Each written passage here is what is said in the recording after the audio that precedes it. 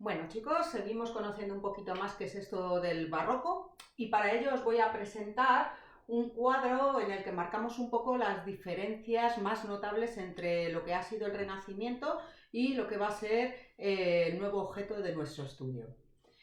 Veíamos en el siglo XVI ese ambiente de optimismo fomentado por y generado por la buena sensación de marcha del país, etcétera, frente a ese pesimismo del que ya hemos hablado en el vídeo anterior.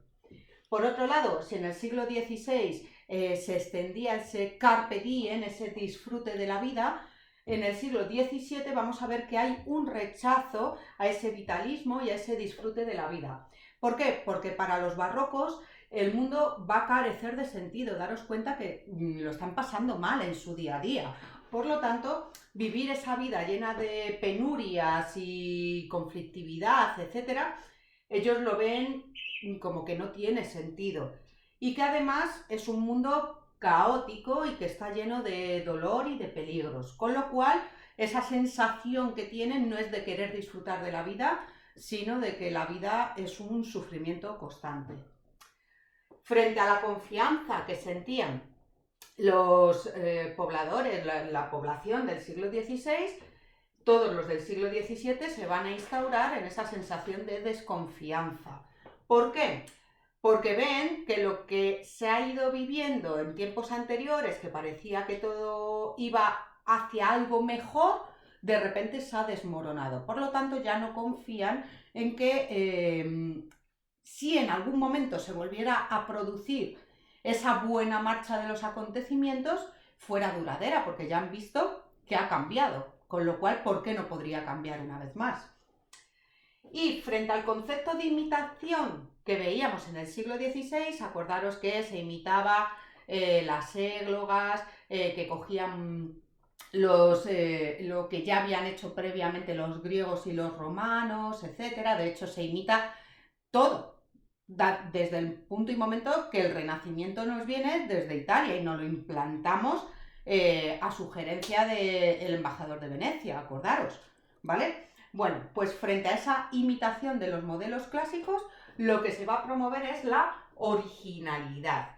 ¿Con qué objetivo? Con el objetivo de conmover, de sobrecoger y de sorprender al lector. Vale. ¿Y cómo van a llevar a cabo esta originalidad? Van a buscar la novedad, ¿vale? Tienen que ser los más novedosos. ¿Por qué? Porque como la actividad literaria se ha ido extendiendo, ya hay autores, ya hay escritores que viven solo de la actividad literaria. Poquitos, es verdad, pero algunos ya los hay. Con lo cual, cuanto más sorprendente sea lo que escriben y cuanto más novedoso y diferente a sus rivales o los otros autores que están de moda, mucho mejor, ¿vale? Ahora ya no basta con el ideal de aparente sencillez que manejábamos en el Renacimiento. No, no. Cada autor va a intentar demostrar su ingenio y su capacidad para jugar y mostrarnos cómo dominan el lenguaje. A esto se le va a llamar virtuosismo técnico a la hora de elaborar los mensajes. Claro, es necesario conocer mucho la gramática, la sintaxis, los recursos estilísticos, las posibilidades que nos da cada uno de ellos, etcétera, la métrica, para poder jugar todo el rato a sorprender al lector. Como consecuencia, pues que nos va a dar un arte complicado y recargado. Ya veremos que en unas corrientes, en unas modas más que en otras, ¿vale? En el siguiente vídeo. Bien, teniendo en cuenta todo esto, se van a generar una serie de tópicos literarios igual que los teníamos en el Renacimiento y que los vamos a poder ir rastreando a lo largo de los textos literarios. El tempus fugit. ¿Qué es esto, el tempus fugit escrito? Que el tiempo es inexorable, es decir, es imposible parar el tiempo. El tiempo está constantemente fluyendo. Por lo tanto, cada segundo que pasa, cada minuto que discurre, es un segundo menos que tenemos o un minuto menos de vida que nos queda. Así de catastrófico es el pensamiento de los barrocos. quotidie morimur.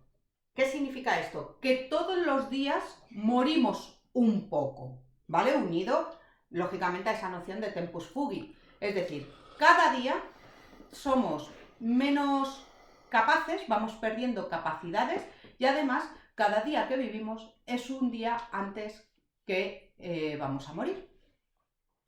Memento mori, ¿qué es esto de memento mori? Que recordemos que tenemos que morir, ¿vale? Que antes o después vamos a morir y que en función de eso y teniendo en cuenta que se han vuelto a instaurar con el espíritu de la Contrarreforma ese pensamiento católico drástico, ¿vale? Es un recordatorio a que no peques para que cuando te llegue el momento puedas disfrutar de la vida eterna en el paraíso. El menosprecio de corte, que este sí que ya le conocemos, ¿vale? Ya sabemos que en las ciudades y en la corte, y más ahora con todas estas luchas palaciegas para llegar al poder, etcétera, etcétera,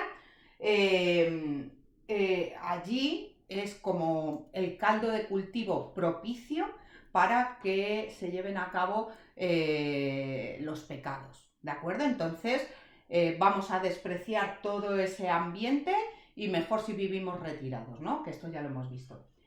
El aura mediocritas, ya sabéis, el intentar buscar el equilibrio que no nos lleve ni a un extremo ni al otro, ¿vale? Y por último, que este sí que es totalmente nuevo y además lo vamos a ver fenomenal, sobre todo en el teatro, ¿no? Porque además una de las frases del teatro célebres está basada en ello, que conciben que la vida es como un sueño o una obra de teatro. ¿Qué quiere decir? Que todo es falsa apariencia, que realmente todo lo que vivimos es una irrealidad, una falsedad, una hipocresía, y cuando descubrimos la verdadera realidad, esto va a provocar un terrible desengaño. Y de ahí la frase célebre de la obra de teatro de Calderón de la Barca de La vida es sueño, que dice, y la vida es sueño, y los sueños, sueños son, que dice el protagonista, ¿verdad? Bueno, por último en este vídeo hablaremos un poquito de los símbolos que van a ir apareciendo en la literatura y especialmente en la poesía o lírica, ¿vale? Por un lado, el fuego que reduce todo a cenizas, ese fuego abrasador que consiga acabar con todo, ¿vale? Por otro lado, la vela que se va consumiendo o que está a punto de apagarse como símbolo de ese tempus fugit, ¿vale? Y la calavera, ¿vale? La figura de la calavera, ¿de acuerdo? Como ese ser humano que se va consumiendo y en lo que vamos a terminar siendo todos.